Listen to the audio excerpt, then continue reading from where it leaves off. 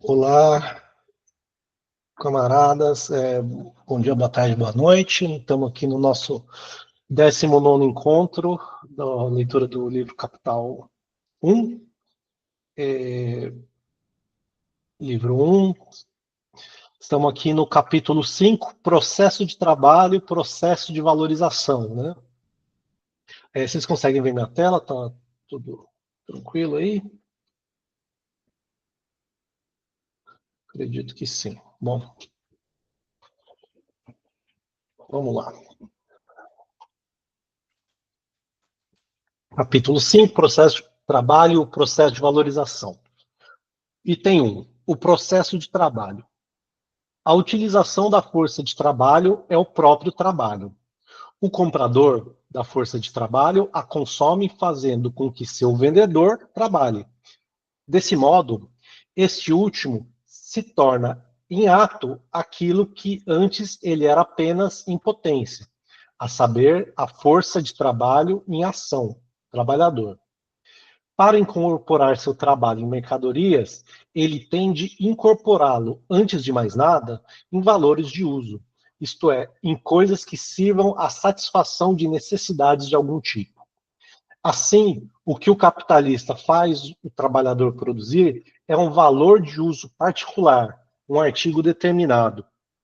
A produção de valores de uso ou de bens não sofre nenhuma alteração em sua natureza pelo fato de ocorrer para o capitalista e sob seu controle, razão pela qual devemos, de início, considerar o processo de trabalho independente de qualquer forma social determinada.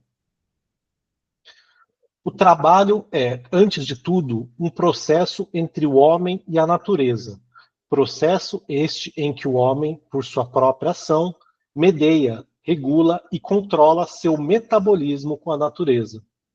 Ele se confronta com a matéria natural como uma potência natural, a fim de se apropriar da matéria natural de uma forma útil para a sua própria vida. Ele põe em movimento as forças naturais pertencentes à sua corporeidade, seus braços e pernas, cabeça e mão. Agindo sobre a natureza externa e modificando-a por meio desse movimento, ele modifica ao mesmo tempo sua própria natureza. Ele desenvolve as potências que nela jazem latentes e submete o jogo de suas forças a seu próprio domínio. Não se trata aqui das primeiras formas instintivas, animalescas do trabalho. Um incomensurável intervalo de tempo separa o estágio em que o trabalhador se apresenta no mercado como vendedor de sua própria força de trabalho, daquele em que o trabalho humano ainda não se desvencilhou de sua forma instintiva. Pressupomos o trabalho numa forma em que ele diz respeito unicamente ao homem. Uma aranha executa operações semelhantes às do tecelão, e uma abelha envergonha muitos arquitetos com a estrutura de sua colmeia. Porém, o que desde o início distingue o pior arquiteto da mesma abelha é o fato de que o primeiro tem a colmeia em sua mente antes de construí-la com a cera. No final do processo de trabalho, chega-se a um resultado que já estava presente na representação do trabalhador no início do processo. Portanto, um resultado que já existia idealmente.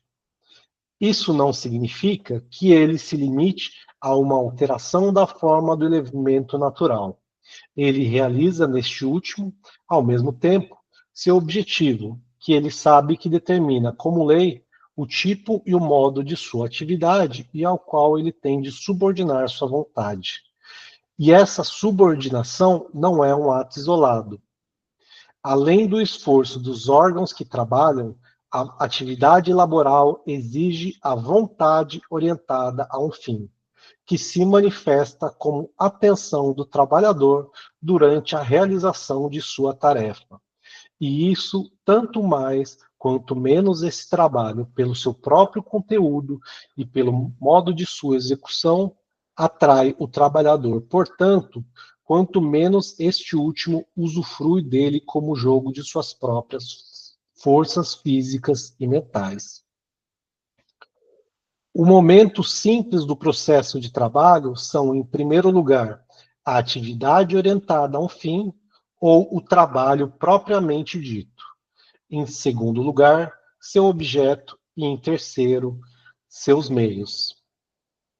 A terra, que do ponto de vista econômico também inclui a água, que é para o homem uma fonte originária de provisões, de meios de subsistência prontos, pré-existe independentemente de sua interferência como objeto universal do trabalho humano.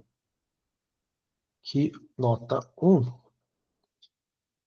E acho que está com problema no link aqui do PDF. Deixa eu ver se tem aqui um outro link. Aqui. Os frutos espontâneos da terra, sendo em pequena quantidade e inteiramente independentes do homem, parecem ser fornecidos pela natureza, do mesmo modo como se dá a um jovem uma pequena soma de dinheiro para que ele se inicie na indústria e faça fortuna. James Stewart.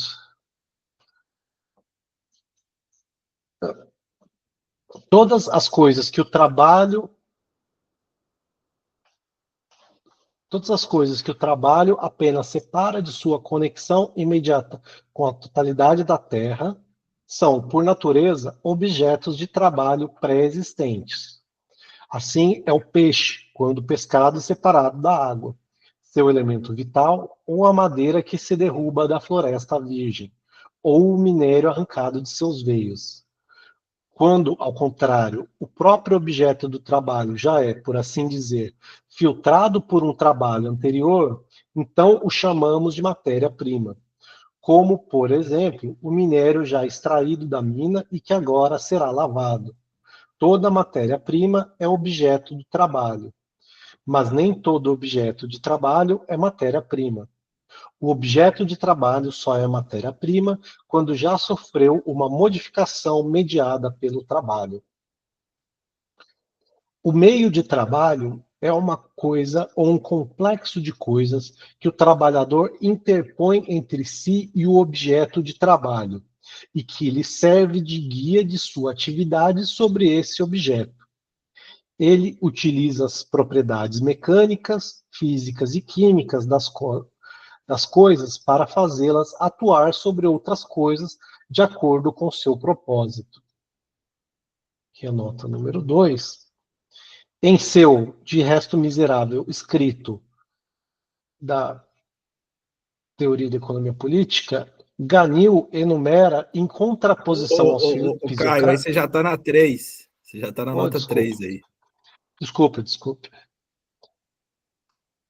Aqui, né? Então, a razão é tão astuciosa quanto poderosa. Sua astúcia consiste principalmente em sua atividade mediadora, que, fazendo que os objetos ajam e reajam uns sobre os outros de acordo com sua própria natureza, realiza seu propósito sem intervir diretamente no processo, que é Hegel, Enciclopédia das Ciências Filosóficas, primeira parte, a lógica. Né? Então, aqui Marx diretamente, né, se apropriando aqui dos conceitos hegelianos. O objeto de que o trabalhador se apodera imediatamente, desconsiderando-se os meios de subsistência encontrados prontos na natureza, como as frutas, por exemplo, em cuja coleta seus órgãos corporais servem como único meio de trabalho, é não o objeto do trabalho, mas o meio de trabalho. É assim que o próprio elemento natural se converte em órgão de sua atividade, um órgão que ele acrescenta aos próprios órgãos corporais, prolongando sua forma natural, apesar daquilo que diz a Bíblia. Do mesmo modo como a terra é seu armazém original de meios de subsistência, ela é também seu arsenal originário de meios de trabalho. Ela lhe fornece, por exemplo, a pedra para que ele a arremesse, ou a use para moer.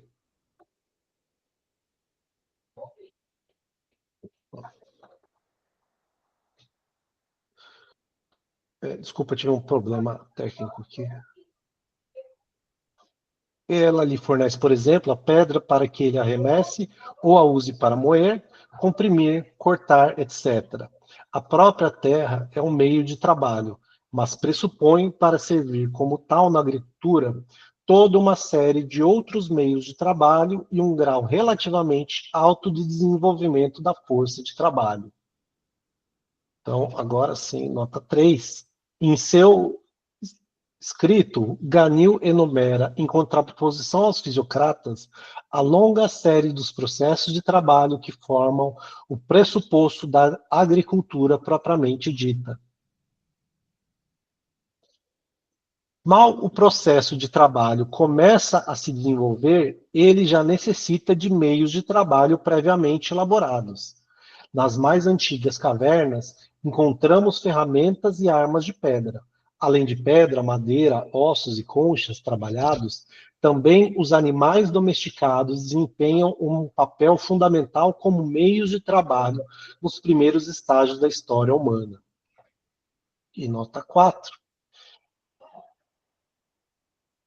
Aqui, Turgot demonstra corretamente a importância dos animais domesticados para os inícios da civilização, né? O uso e a criação de meios de trabalho, embora já existam em germe em certas espécies de animais, é uma característica específica do processo de trabalho humano, a razão pela qual Franklin define o homem como a tool-making animal, um animal que faz ferramentas.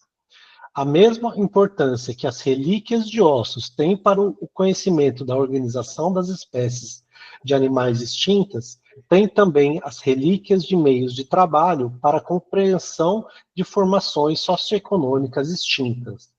O que diferencia as épocas econômicas não é o que é produzido, mas como, com que meios de trabalho. Nota 5. De todas as mercadorias, são os artigos de luxo os menos importantes para a comparação tecnológica entre as diferentes épocas de produção. Estes não apenas fornecem uma medida do grau de desenvolvimento da força de trabalho, mas também indicam as condições sociais nas quais se trabalha.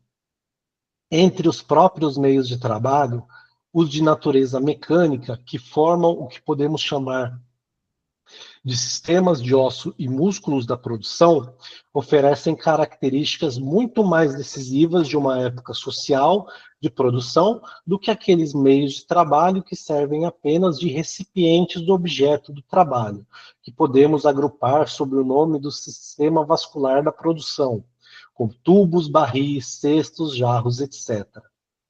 Apenas na fabricação química, tais instrumentos passam a desempenhar um papel importante. Nota 5A. Nota segunda edição. Por mais ínfimo que seja o conhecimento que a historiografia de nossos dias possui do desenvolvimento da produção material, portanto, da base de toda a vida social e, por conseguinte, de toda história efetiva, ao menos a época pré-histórica tem sido classificada com base não em assim chamadas pesquisas históricas, mas em pesquisas das ciências naturais, de acordo com os materiais de que eram feitos os instrumentos e as armas da idade da pedra, do bronze e do ferro. Num sentido mais amplo, o processo de trabalho inclui entre seus meios, além das coisas que medeiam o efeito do trabalho sobre seu objeto, e assim servem de um modo ou de outro como condutores da atividade, também todas as condições objetivas que, em geral, são necessárias à realização do processo.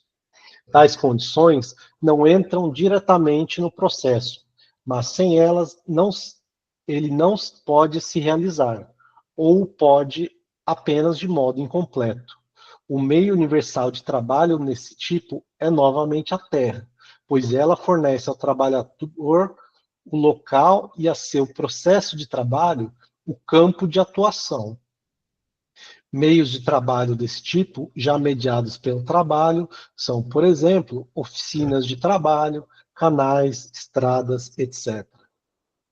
No processo de trabalho, portanto, a atividade do homem com ajuda nos meios de trabalho opera uma transformação do objeto do trabalho segundo uma finalidade concebida desde o início. O processo se distingue no produto. Seu produto é um valor de uso, um material natural adaptado às necessidades humanas por meio da modificação de sua forma. O trabalho se incorporou a seu objeto.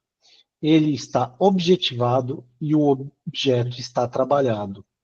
O que do lado do trabalhador aparecia sob a forma do movimento, agora se manifesta do lado do produto como qualidade imóvel na forma do ser. Ele fiou e o produto é um fio. Nota A. Essa frase remete ao jogo de palavras de Goethe, no Fausto, no qual temos os termos fantasma e fio, trama, são unidos para formar uma palavra mágica, de inspiração de fantasma. Diz Mefistófeles no verso: com bruxas trasgos, monstros de feitiço, sempre tão logo estou a teu serviço. Que é Fausto. Marx alude aqui, portanto, ao caráter fantasmagórico da mercadoria. Se considerarmos o processo inteiro do ponto de vista de seu resultado, do produto, tanto o meio como o objeto do trabalho aparecem como meios de produção. E o próprio trabalho aparece como trabalho produtivo. Aqui mais duas notinhas. Parece paradoxal, por exemplo, considerar o peixe não pescado como um meio de produção da pesca. Porém, até o momento, ainda não se inventou a arte de pescar peixes em águas onde eles não se encontram. Essa determinação do trabalho produtivo, tal como ela resulta do ponto de vista do processo simples de trabalho, não é de modo algum suficiente para ser aplicada ao processo capitalista de produção.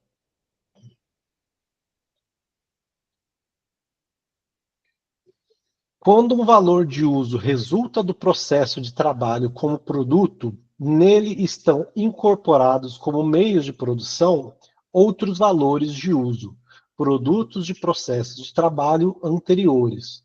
O mesmo valor de uso que é produto desse trabalho constitui o meio de produção de um trabalho ulterior, de modo que os produtos são não apenas trabalho, mas também condição do processo de trabalho. Com exceção da indústria extrativa, cujo objeto de trabalho é dado imediatamente pela natureza, tal como a mineração, a caça, a pesca, etc., entre parênteses, agricultura apenas na medida em que, num primeiro momento, explora a terra virgem, fecha parênteses, todos os ramos da indústria manipulam um objeto, a matéria-prima, isto é, um objeto de trabalho já filtrado pelo trabalho, ele próprio produto de um trabalho anterior, tal como a semente na agricultura. Animais e plantas que se costumam considerar como produtos naturais são, em sua presente forma, não apenas produtos do trabalho, digamos, do ano anterior, mas o resultado de uma transformação gradual, realizada sob controle humano, ao longo de muitas gerações e mediante o trabalho humano. No que diz respeito aos meios de trabalho, a maioria deles evidencia mesmo.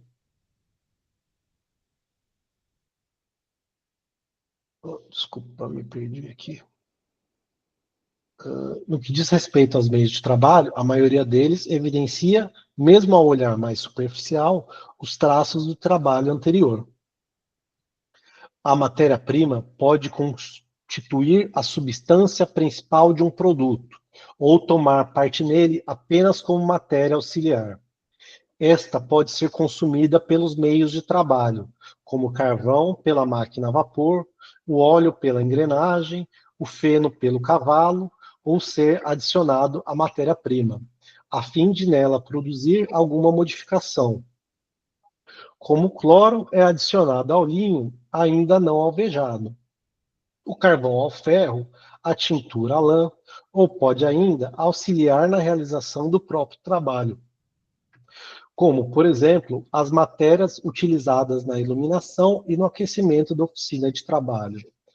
A diferença entre matéria principal e matéria auxiliar desaparece na fabricação química propriamente dita, porque nela nenhuma das matérias-primas utilizadas reaparece como substância do produto.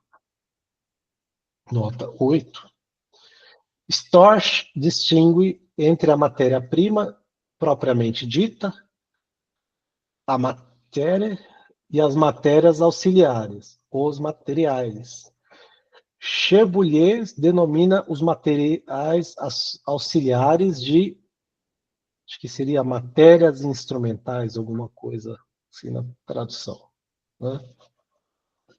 Que fonte é Cherbuliez. Tá. Como toda coisa possui várias qualidades e, consequentemente, é capaz de diferentes aplicações úteis, o mesmo produto pode servir como matéria-prima de processos de trabalho muito distintos. O cereal, por exemplo, é a matéria-prima para o moleiro, para o fabricante de goma, para o destilador, para o criador de gado, etc. Como semente, ele se torna a matéria-prima de sua própria produção. Também o carvão é tanto produto como meio de produção da indústria da mineração.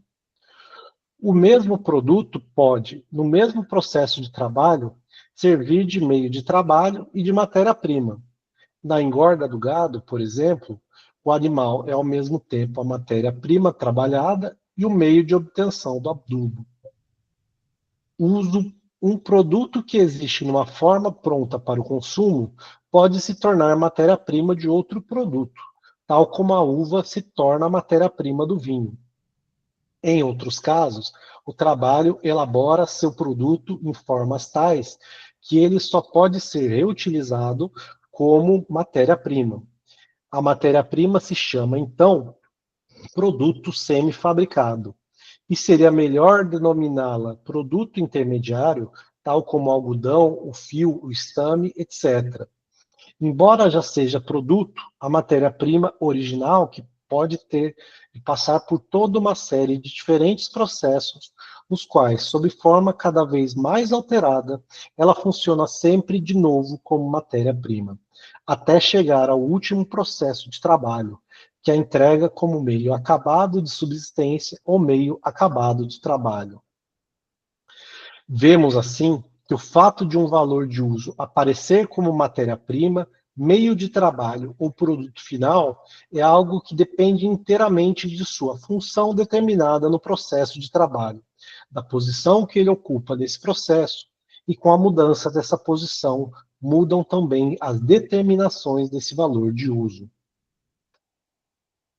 Ao ingressar como meio de produção em novos processos de trabalho, os produtos perdem seu caráter de produtos. Agora, eles funcionam simplesmente como fatores objetivos do trabalho vivo.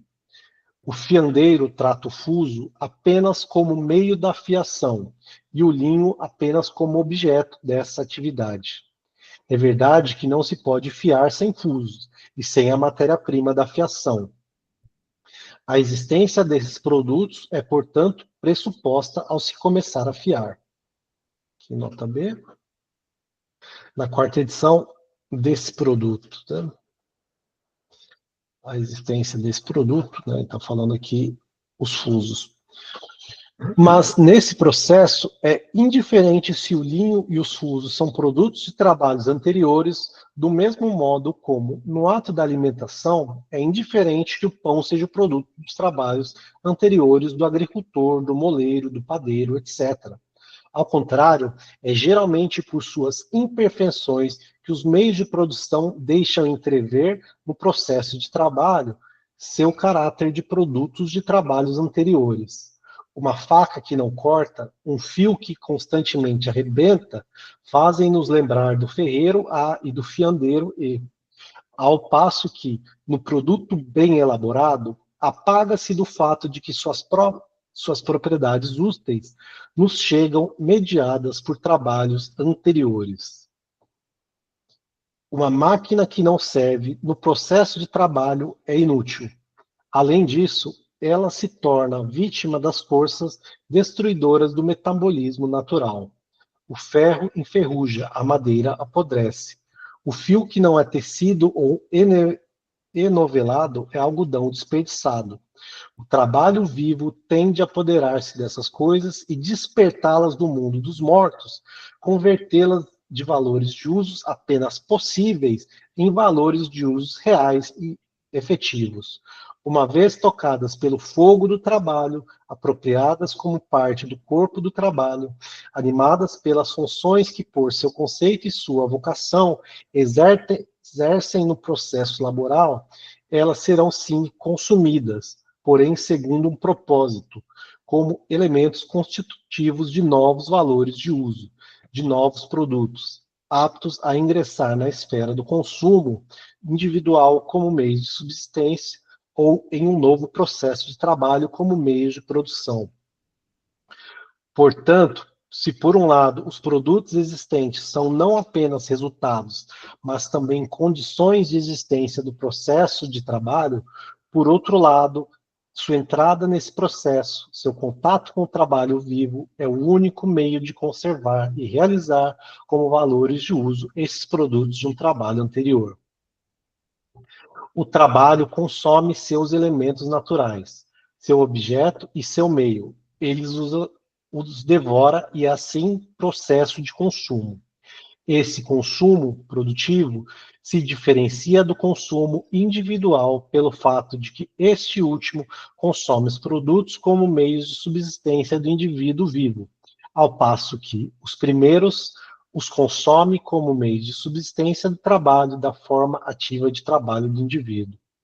O produto do consumo individual é, por isso, o próprio consumidor, mas o resultado do consumo produtivo é um produto distinto do consumidor.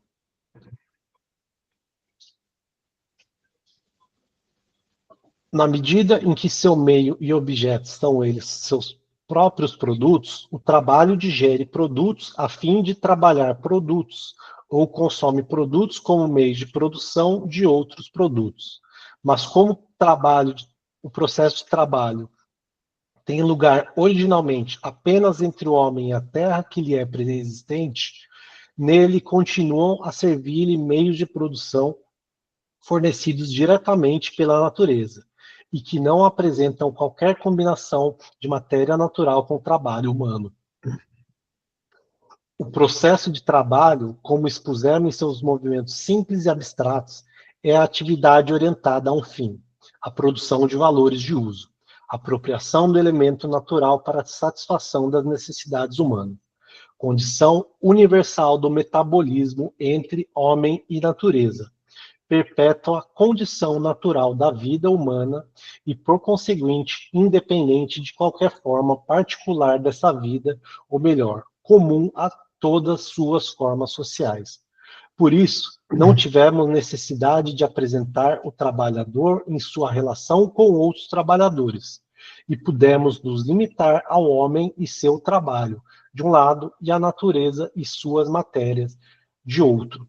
Assim como o sabor do trigo não nos diz nada sobre quem o plantou, tampouco esse processo nos revela sob quais condições ele se realiza, se sob o açoite brutal do feitor de escravos ou sob o olhar ansioso do capitalista, se como produto das poucas jugueira de terra cultivadas por Cincinnatus ou da ação selvagem que se abate como uma fera, como uma pedra. Então, vou ler essas duas notinhas, acho que a gente pode fazer uma pequena pausa, né? Aqui o juguera é plural de jugero, unidade de medida romana, equivalente a 25,29 acres, né? Nota da tradução. 9. É a partir desse fundamento extremamente lógico que o coronel Torrens descobre na Pedra do Selvagem a origem do capital. Na primeira pedra que o selvagem arremessa contra a fera que ele persegue, no primeiro varapau que ele pega para arrancar o fruto que sua mão não consegue alcançar, vemos a apropriação de um artigo para o propósito da aquisição de outro. E assim descobrimos a origem do capital. Torrens, né? Londres, 1821. Mas acho que esse primeiro trecho, né, porque nos define aqui bem vários conceitos importantes, né, fundamentais sobre Marx, né, meio de trabalho, objeto de trabalho, matéria-prima, processo de trabalho,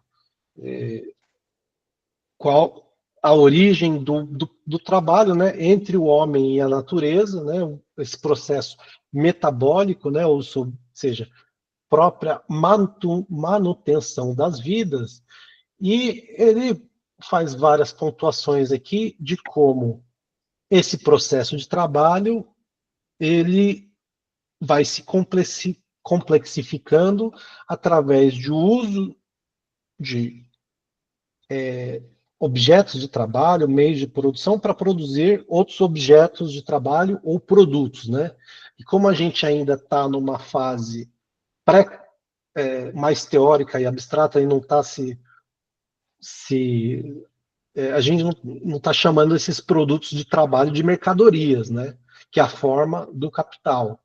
Elas são ainda produtos do trabalho humano numa forma abstrata e universal, né? Então, fica aí, abre, eu acho que para os comentários dos camaradas.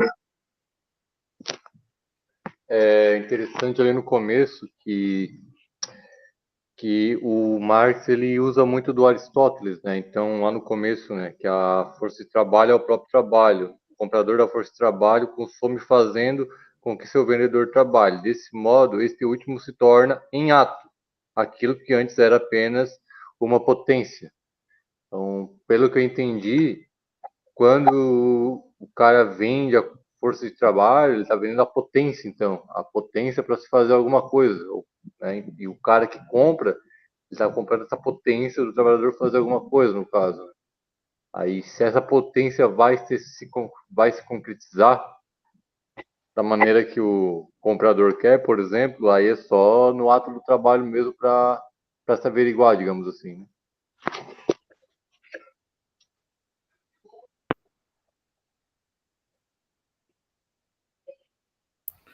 Eu acho que o Caio, o Fernando já disseram praticamente tudo, né? Acho que aqui o Marx está deixando muito claro, né? E a gente vê aqui a discussão, mais uma vez, a construção metodológica do Marx, né? Que ele está partindo aí do que ele chama de momentos simples e abstratos, né? Independente de qualquer forma social, né?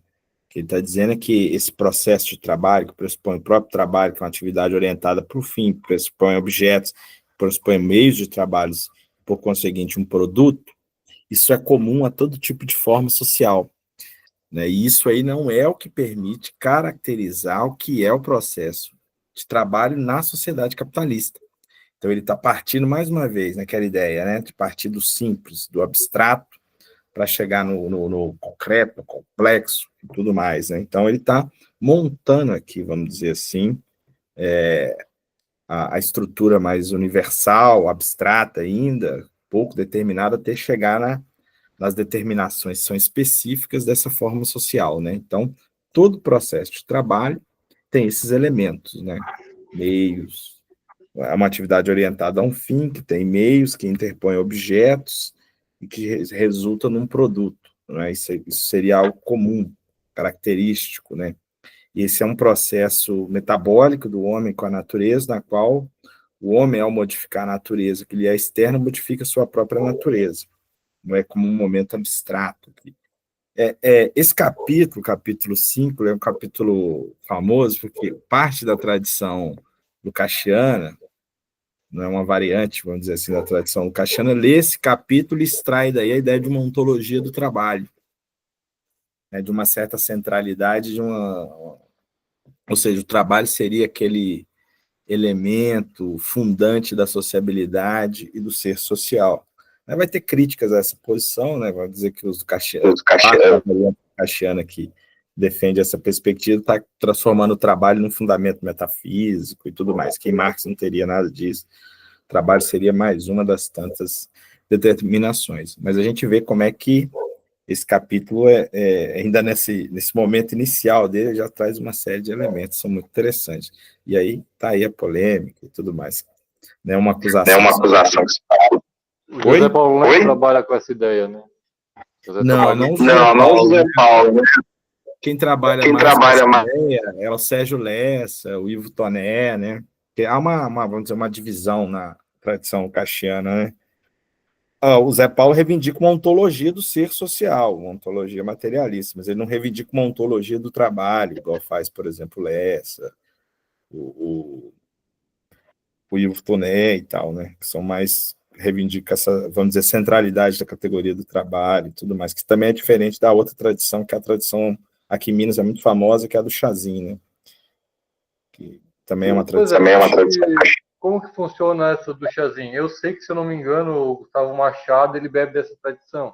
Tem como resumir, assim? Não, na verdade, o pessoal do chazinho critica essa leitura, né? Que o trabalho seria uma categoria fundante do ser social e tal, que é ou a determinação, a ontologia do Lukács se funda só como centralidade sobre o trabalho, né? Eles, de fato, defendem também uma concepção ontológica em Marx, mas o trabalho seria uma das tantas categorias que constitui o complexo de categorias do ser social. Eles não colocam essa centralidade no trabalho, eles falam que isso é uma leitura incorreta, tal, do Lukács, tudo, né? Tem outros, né, a categoria da ideologia, a categoria da linguagem, essas outras categorias também compõem o conjunto de categorias que formam o ser social. Eles vão dizer que essa leitura vamos dizer, centrada na chamada centralidade do trabalho, é uma leitura unilateral, vamos dizer assim, e que é datada em função do debate com o pessoal do fim do trabalho, né, sociologia ali francesa e alemã, Hoff, Gorz e tudo mais. Mas, na verdade, o Gustavo não é lucasiano, não. Ele é orientado pela Esté, que é um dos lucasianos famosos aqui de Minas, mas ele não é, não.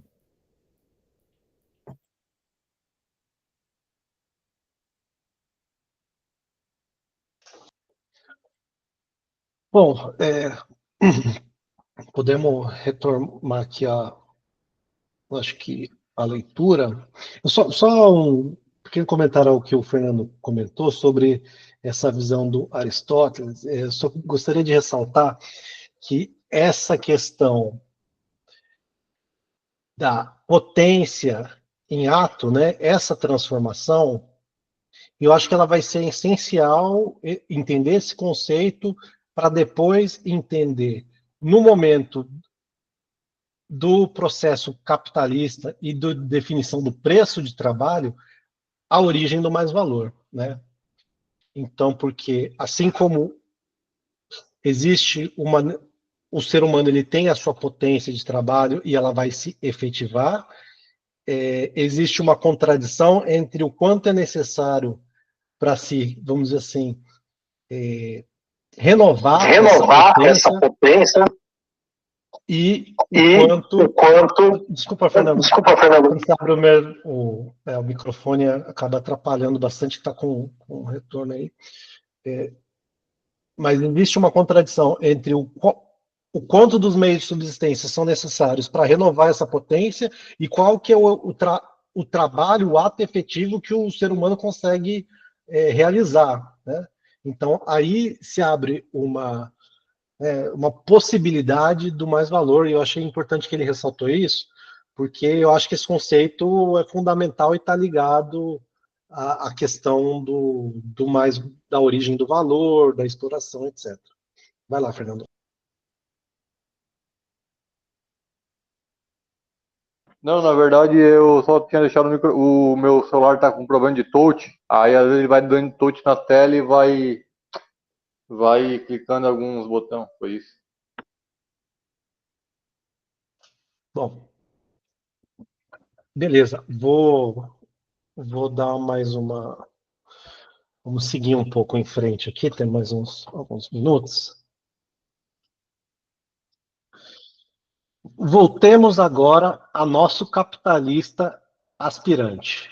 Quando deixamos ele havia acabado de comprar no mercado todos os fatores necessários ao processo de trabalho, tanto seus fatores objetivos, os meios de produção, quanto seu fator pessoal, ou a força de trabalho.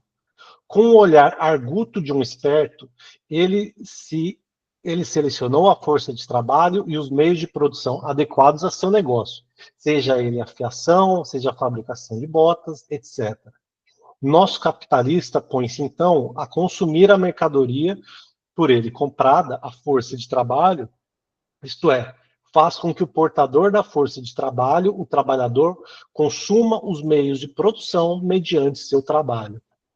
Obviamente, a natureza universal do processo de trabalho não se altera em nada pelo fato de o trabalhador realizá-lo para o capitalista e não para si mesmo. Tampouco o modo determinado como se fabricam as botas ou se fiam os fios é imediatamente alterado pela intervenção do capitalista. Ele tem, inicialmente, de tomar a força de trabalho tal como ele a encontra no mercado, e, portanto, tem também de aceitar o trabalho tal como ele se originou num período em que ainda não havia capitalistas. A transformação do próprio modo de produção por meio da subordinação do trabalho ao capital só pode ocorrer posteriormente, razão pela qual deve ser tratada mais adiante. Como o processo de consumo da força de trabalho pelo capitalista, o processo de trabalho revela dois fenômenos característicos. O trabalhador labora sob o controle do capitalista, a quem pertence a seu trabalho. O capitalista cuida para que o trabalho seja realizado corretamente e que os meios de produção sejam utilizados de modo apropriado, a fim de que a matéria-prima não seja desperdiçada e o meio de trabalho seja conservado, isto é, destruído apenas na medida necessária à consecução do trabalho. Em segundo lugar, porém, o produto é a propriedade do capitalista, não do produtor direto, do trabalhador. O capitalista paga, por exemplo, o valor da força de trabalho por um dia. Portanto, sua utilização, como a de qualquer outra mercadoria, por exemplo, um cavalo, que ele aluga por um dia, pertence-lhe por esse dia. Ao comprador da mercadoria pertence o uso da mercadoria, e o possuidor da força de trabalho, ao ceder seu trabalho, cede, na verdade, apenas o valor de uso por ele vendido. A partir do momento em que ele entra na oficina do capitalista, o valor de uso de sua força de trabalho, portanto, seu uso, o trabalho, pertence ao capitalista. Mediante a compra da força de trabalho, o capitalista incorpora o próprio trabalho como fermento vivo aos elementos mortos que constituem o produto e lhe pertencem igualmente. De seu ponto de vista, o processo de trabalho não é mais do que o consumo da mercadoria por ele comprada. A força de trabalho, que, no entanto, ele só pode consumir desde que lhe acrescente os meios de produção. O processo de trabalho se realiza entre coisas que o capitalista comprou, entre coisas que lhe pertencem. Assim, o produto desse processo lhe pertence tanto quanto o produto do processo de fermentação em sua adega. Aqui, ó, nota 10. Os produtos são apropriados antes de serem transformados em capital. Essa transformação não os livra de tal apropriação. Cheboulier. O proletário, ao vender seu trabalho por uma determinada quantidade de meios de subsistência, renuncia completamente a qualquer participação no produto. A apropriação do produto permanece a mesma que antes. Ela não se altera em nada pela convenção mencionada. O produto pertence exclusivamente ao capitalista, que fornece a matéria-prima e os meios de subsistência. Essa é uma rigorosa consequência da lei da apropriação, cujo princípio fundamental era, ao contrário, o de que todo trabalhador tem o exclusivo direito de propriedade sobre seu produto. Aqui, e diz James Mill em Elementos de Economia Política. Quando os trabalhadores trabalham em troca de salários, o capitalista é proprietário não apenas do capital, entre parênteses, que significa aqui os meios de produção, fecha parênteses, mas também do trabalho.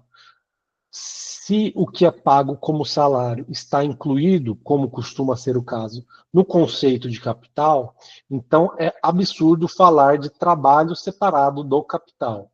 A palavra constitui, nesse sentido, tanto o capital quanto o trabalho. A palavra capital inclui, nesse sentido, tanto o capital quanto o trabalho.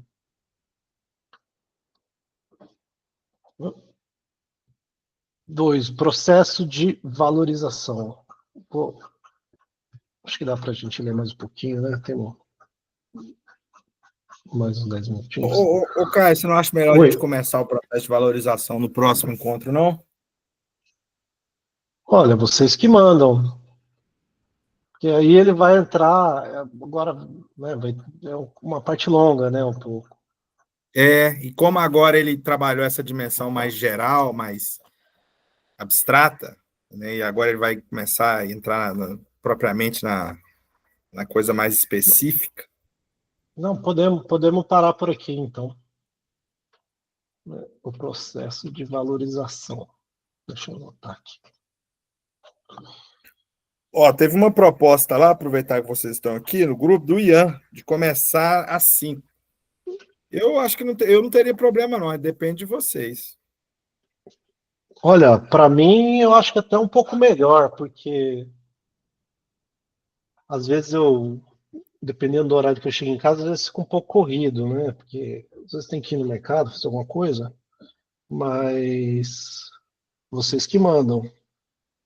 Ó, se Fernando e Fernando puderem aí, eu não vejo problema. Não tem problema. Para mim também Para mim também. Para mim também tá bom. Eu tenho uma pergunta aqui para fazer sobre esse capítulo, que é o seguinte: a gente vive, a pergunta é assim, se a gente pode efetuar relações de trabalho que não sejam voltadas ao capital, mesmo necessitando de expressões do capital. Porque, por exemplo, assim, sei lá, antes do capitalismo, sei lá, alguém contratava, sei lá, chamava alguém para fazer uma casa, vamos supor, certo? Então, por exemplo, se eu chamo um cara para fazer uma casa para mim, certo? Essa relação, ela pode ser uma relação simples, mesmo estando dentro de uma sociedade capitalista, ou ela puramente já é uma relação capitalista, digamos assim. Não sei se vocês entenderam a minha pergunta. Ou querem que eu explique melhor? Não, acho que deu para entender, né? Então, aí eu acho que a gente antecipa algumas discussões, né? Que é a ideia lá do trabalho que é produtivo, que é improdutivo e tudo mais, né? Se tiver valor, for uma relação que valoriza o capital, produz mais-valia, é uma relação capitalista. Senão, né, pode estar subordinada à relação capitalista, mas não é uma relação capitalista produtiva propriamente dito, né? Então, assim, a finalidade de você, né, pedir alguém para fazer uma casa é um serviço. Você não está valorizando o valor, você não vai construir né, uma indústria ali de venda de casas e tudo mais. É para satisfazer uma necessidade humana e tal. Agora, se isso for executado por uma empresa que vive de construção de casas, um MRV da vida, igual aqui tem por aqui, aí você está diante de um trabalho, de uma relação capitalista, produtiva, assume a forma mercadoria. Agora você mesmo contratar uns peão aí para fazer seu barraco, que é o que está acontecendo comigo agora.